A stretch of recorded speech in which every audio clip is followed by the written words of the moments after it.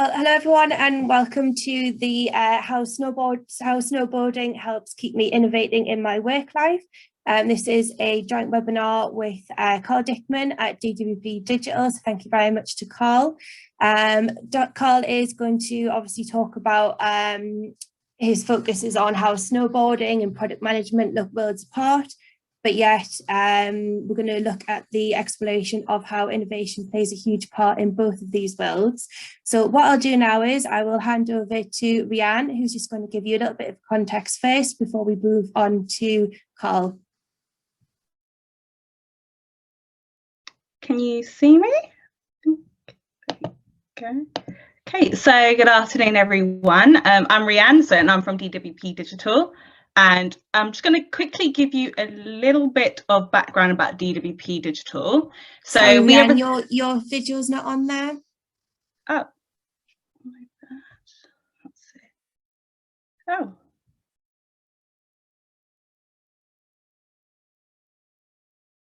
There we go. Is that better? Perfect. There we go. So just to recap, so DWP Digital is responsible for the digital transformation of the Department for Work and Pensions, the UK's largest government department. We have around 4,000 people working in DWP Digital across our 6 digital hubs in Newcastle, Leeds, London, Blackpool and Sheffield, although we're kind of mainly working from home at the minute. And our teams work together to design and deliver services that enable people across the UK to access a range of working age, disability and ill health benefits, such as universal credit, carers allowance and state pension. So yeah, I'm going to hand over to Karl now to get started, and hope you enjoy the session. Clev, turn my video on. Just let me know when you can see it.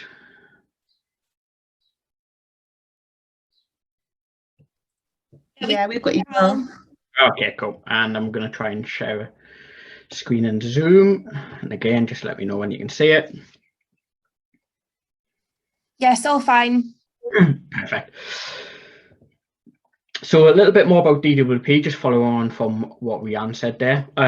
So we've got around 20 million people that use our services. We handle a phenomenal amount of money when it comes to that, and we handle around 200 million calls from the public as well. In DWP Digital, we've got 4,000 people that work in DWP Digital, and around 85,000 that work in the wider DWP organisation. We've got multidisciplinary teams, and we're based in around 6 hubs around the UK. So a little bit about me. Product manager in my work time. I'll be the first to admit lockdown has not been kind on me if you look at our photo. But in my work time, there you can see I'm product manager. And I like to snowboard in my free time. Some photos of me doing what I enjoy there as well. So 2 worlds linked by the same driving force. They might look worlds apart on paper, but we solve real user problems using innovation in both of them. If we have a look at snowboarding, typically in snowboarding, when I'm doing it, I tend to be on one of 3 quite distinct areas. So on the piste, where I may just be going from top to bottom, taking the ski lift up and down, maybe hitting a few of the upway bars in between. In the park, where I use it completely differently again. So I may just be there all day, going up and down on some of the jumps, some of the grinds, doing some tricks. And in the backcountry, now personally, backcountry is my favourite. Really deep snow, not on the piste at all. You have to find your own lines as well, so you're not really sort of determined as to what and where you can go. But the question that we tend to ask is, why should it have to be this way? You know, why should I just have to go from A to B on the piste? Say, why can't I do some tricks and jumps? And innovation follows the same 4 rules when I'm snowboarding. So we can either do the expected thing. I'll be honest, not my favourite thing, doesn't really excite me. We can do something new on a familiar terrain, or something familiar on new terrain. So this would be maybe doing a trick that we wouldn't normally do on the piste, or equally doing something familiar on new terrain. So in the backcountry, it might just be going from A to B. That's a little bit more interesting for me personally, but the absolute mecca of innovation in snowboarding is doing something completely new, somewhere completely new. So you might have seen some of the competitions that have sprung up. Those three areas were typically the three places that you would normally snowboard. However, over the past few years, doing something new, somewhere new is absolutely boomed. Now, if we look at snowboarding competitions, for example, and apply the problem statement of, how do I stand out against my competitors and impress the judges at the same time, you'll start to see how innovation's played a huge part in this. So this event is typically what we would call big air. Now, for a long time, the rule was very simple. You would use the jump to take off. You would do as many spins or rotations or tricks or grabs as you could and land at the bottom and get scored. But for quite some time, this hit a peak because you could only spin so many ways. There's only two edges to the snowboard and two hands, so there's only so many different ways you can grab a board. And it wasn't until somebody looked at this and said, well, why are we using the jump at all? Now, this part of the event is what we'd call the knuckle. Now, if you do snowboard, you'll know that it's normally the last place that you want to land. It's a one-way ticket to hurt knees and lots of other accidents. But this chap here was called Marcus Cleveland. Now, he's a professional snowboarder who looked at this and said, well, why am I using the jump in competitions? Why can I use the knuckle? Can I do what I'm really good at? And the first time that he did this in competition, he won. He ended up on the podium for quite some time after. And everybody was just absolutely blown away. Nobody had really thought about using it this way. Now, I know what some of you might be thinking right now. That's great, Karl. You've talked about snowboarding and how you innovate, but how does that actually apply to innovation within product management? Well, we've got exactly the same space and the same rules that we operate in. We've all got users. We've got needs that need to be solved. We've also got solutions to the problems themselves in the space that they exist. So if you think about what I said before, we can try and solve the same problems that we know about using different methods. We might get new problems that arise that we try to solve in a way that we've solved before. And the risk as well, the risk in trying something new is absolutely massive. You can imagine the first time that Marcus tried that, there was obviously a lot of risk involved. He didn't know how it was going to go. He didn't know if it was going to be safe. He didn't even know if he could do it in competition and break any rules. But that's the same area that we face in product management as well. Innovation and risk often do go hand in hand, and as long as you've got people on your team to sort of balance that out. Now, I'm a bit of a technical evangelist, and my risk appetite's quite high, but typically when I suggest something or when I've created something or came up with a prototype in the past, I've got to have that other person or other people on the team that help me rein that in and make those checks and balances. We've got to break or test the limits of the rules again. If somebody says you have to go off this jump and do a spin, then the first question that we ask is why. And it's the same in product management as well. When users highlight what their problems and pain points are, we're often governed or work within a set amount of rules anyway. And what we have to do as product managers is embrace that curiosity and say, well, why do we have to do it? And have somebody that can maybe help us through that. One of the biggest things that we find, certainly within technology, is that what we consider to be innovative now is actually the norm very quickly. Now, going back to that snowboarding example, he won that competition that year. When he did that, the next year, 2 out of the 3 podium spaces were taken up by people doing something similar. And it becomes very apparent within technology as well. It's exactly the same. What we might think is cutting or bleeding edge now often becomes expected very quickly. So you have to keep pushing yourself and have to keep innovating on that. So I'm going to use an example of how we apply that thinking and those rules to product management. So previously I worked in housing. So within housing, we have the place that people live in, and naturally things go wrong. So previously what happened was people would call us up, people would email in and use the web chat and report that something was wrong and needed an engineer out.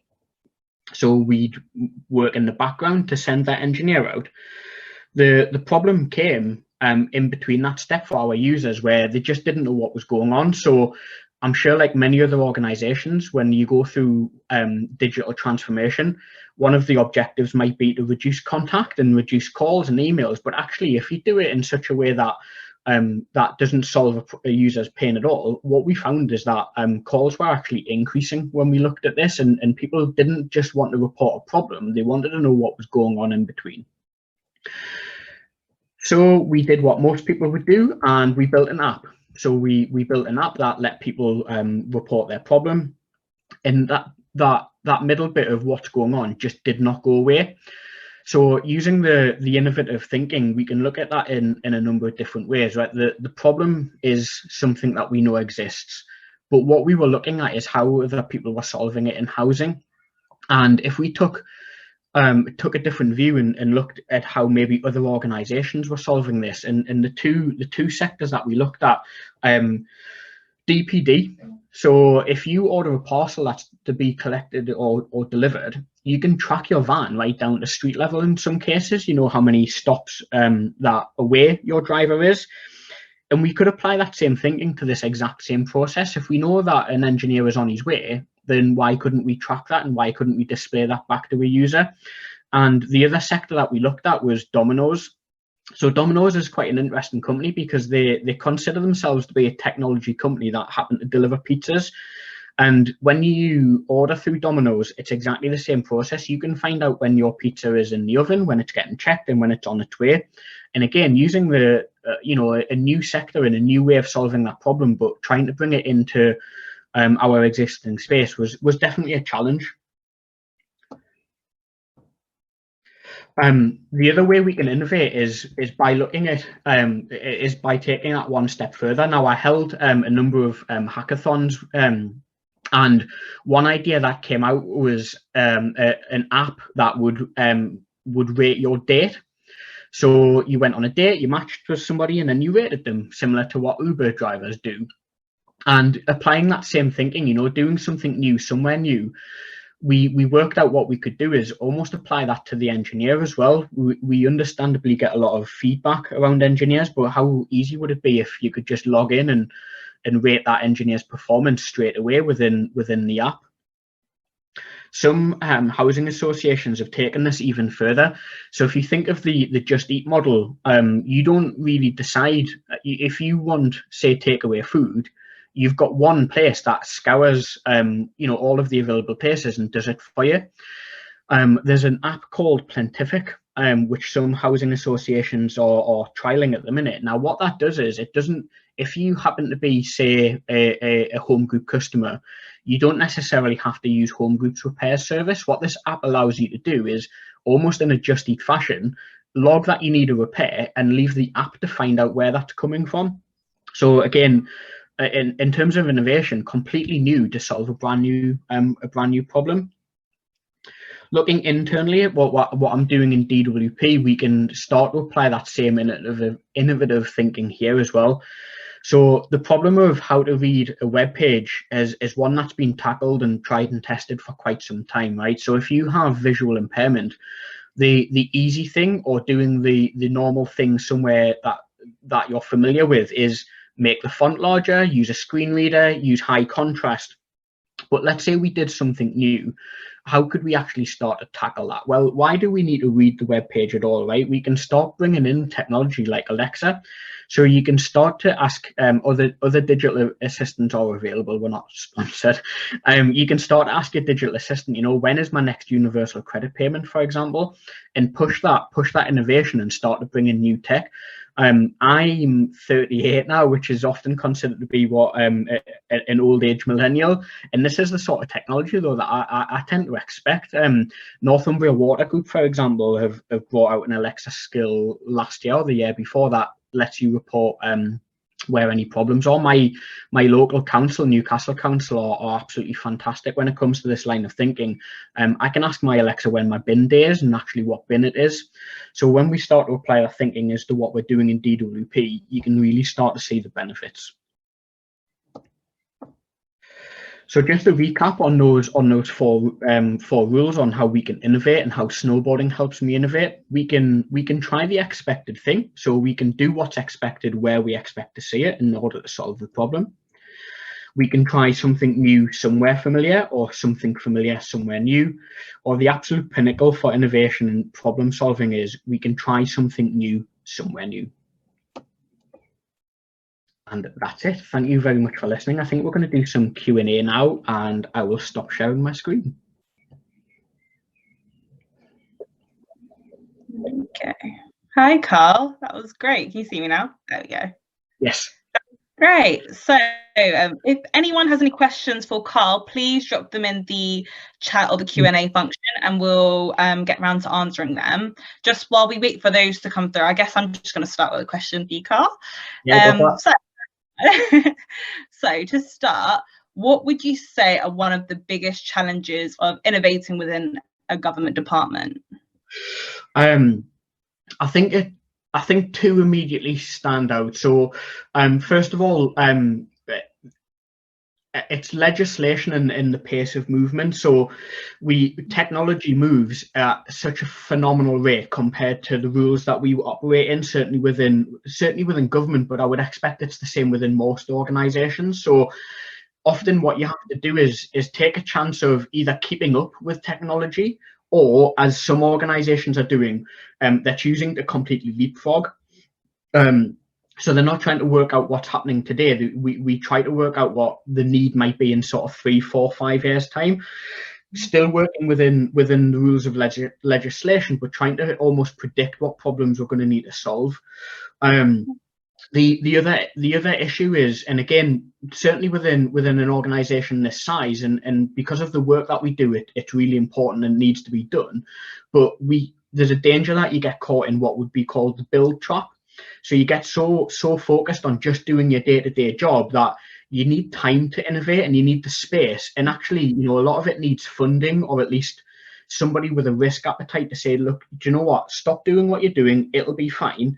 Take some time to truly, break out of that box as well, because it just doesn't happen overnight. And without that space to genuinely, take a step back and work out what you can do differently, that's the other big challenge. If you think of, like, if you go back to the snowboarding analogy, if you're just doing competitions all the time and all the time and all the time, you don't get a chance to practice, and you don't get that thinking space, and that's vital. No, I completely agree. Let's have a look into the chat. So Mike has said, how do you stop Alexa responding to DWP status requests that someone calls out during a Zoom call? Oh. I would say turn your Alexa off and put on mute. Yeah. Asking for Let's see if we got any. Welcome. Okay, so I think there's another question here. Do your new ideas, are they always welcomed, and no matter how off board they may be? No is the short answer, but certainly within product management, innovation is often the end result of truly understanding what your user needs are anyway. So as long as you know what the pain point is, and you've allowed that room to experiment, then you're often in a place where you can let the work do the talking. And what I have found is users are really, really good at telling you what their problems are, but they're not great at telling you how they expect you to solve them, which you wouldn't normally ask anyway. So they're not always welcome. You do end up throwing 80-90% of some of your sort of experiments away. But as long as they're treated as experiments as to what's not going to work, and the ones that do land, if they're off a little bit off the board in, say, your exec's eyes, but you've got all of the data and user feedback to say, do you know what, this is brilliant, then it's a winner. If you look at in fact, Netflix are a really good example of this, certainly in recent times. If you think of what they did with they allowed users to play videos back at different speeds, which really innovative. Nobody else is doing it, but all of the feedback says, who wants to watch something at 1.5 times the speed, right? But the other thing that they did was, if you think of, it's a bit of a cliche, but I certainly spend probably as much time deciding what to watch on Netflix than I do probably watching stuff. But if you log into Netflix now, certainly on my version, before you even get to your profile, or when you land on your profile page, there's a button at the bottom that just says play something.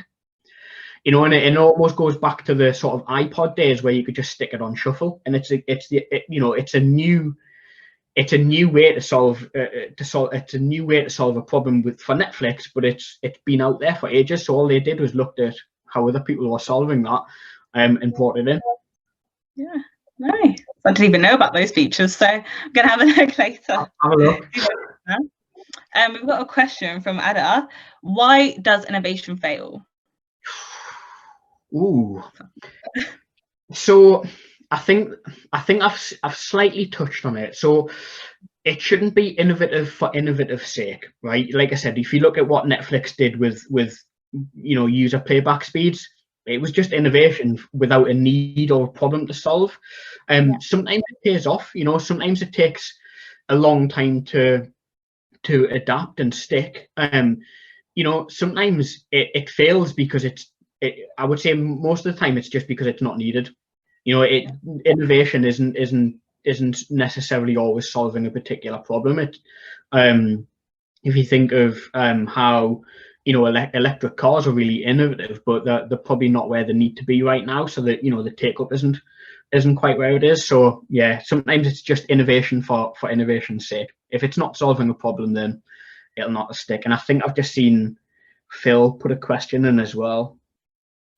So yeah, how do you balance innovation with the more traditional environment of a public service? So yeah, again, this is a lot of this, Phil, just boils down to your user need. The first thing I think you've got to do is dump any sort of preconceptions or myths at the door. You've got to do that sort of myth busting exercise. The amount of times I hear that, certainly within digital transformation, older customers don't want digital. None of the data and none of the feedback suggests that. If you look at Twitter, 50 and 60 ages plus is the biggest growing market in Twitter. So you've got to almost drop that at the door. You've got to demonstrate that it's solving a need and solving a problem. The balance sometimes comes within the risk. We've got to be cautious that we are ultimately spending taxpayers' money as well. So you've got to balance that caution with how innovative you can truly be. And we've got another one from Phil. Does DWP allow you to play with innovation outside a direct need? If so, how do others persuade their leadership to do so? So to a degree, Phil, like I said before, we're obviously within quite a stringent rule set, and we are quite cautious with spending public purse. But we are at DWP Digital is an agile organisation, and part of that inevitably means experimenting. So we try to do as many fast and small experiments as possible. And how do we persuade leadership to do so? Again, it's about taking evidence. A lot of our decisions, have to be evidence-based. We work to GDS rules or government design system rules, and the first rule in that is not just demonstrate your user needs, but shows how what they are. So we've got lots of checks and balances along the way, but they are allowing us to experiment more and more. Brilliant. Have we got any more questions? Have another. I think those are most of the questions answered. Oh wait, here we go. Another one. Have you ever done something new in snowboarding that you thought would be useful at work? Maybe not new, but it's another rule that I took from snowboarding that I often find to be true. So personally, like I said, backcountry in the park is where I spend most of my time, Phil. And if you're coming up to a jump, the rule is you'll often land however you took off.